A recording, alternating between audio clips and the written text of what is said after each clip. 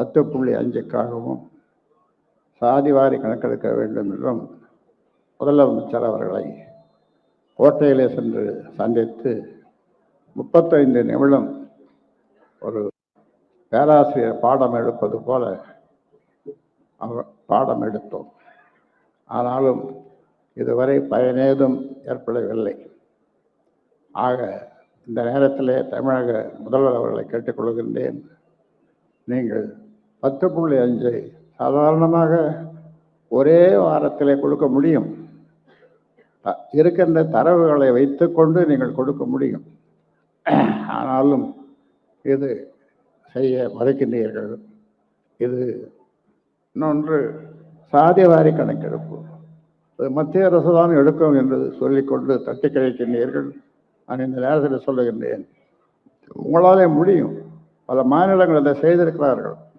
நீங்கள் உங்களாலே முடிவதை மத்திய அரசிடம் ஏன் விடுகிறீர்கள்? அதனாலே அதையும் இந்த நேரத்தில் சொல்ல கடமைப்பட்டிருக்கின்றேன்.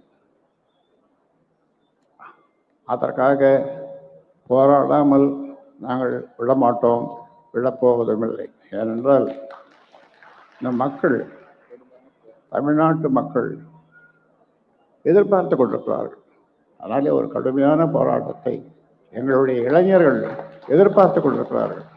போராட்டத்தை அறிவுங்கள் ஐயா என்று 14 வயசு 15 வயசு பையன் அல்லது பெண்கள், பெண் தெய்வங்கள் எதிர்பார்த்து சொல்லுகிறார்கள். 10.5 அவங்களுக்கு படிஞ்சு போச்சு மனசில். என்னிடம் வரும்போது அவர்கள் இந்த கேள்வியை கேட்கிறார்கள், 10.5 என்ன ஆச்சு அப்படின்னு என்ன கேட்குறான் பையன், சின்ன பையன், சின்ன பசங்க வர்றவங்க, அவன் அப்பா அம்மாவோட வர்றவங்க என்ன வந்து கேட்குறான் பக்கத்தில் வந்து, என்னப்பா இந்த 10.5 என்னாச்சு? அது 10.5 என்னன்னு தெரியாது. ஆனால் 10.5ன்றது அவன் மனசில் படிஞ்சு போச்சு. அதனால அது நிச்சயமாக நடைபெறும்.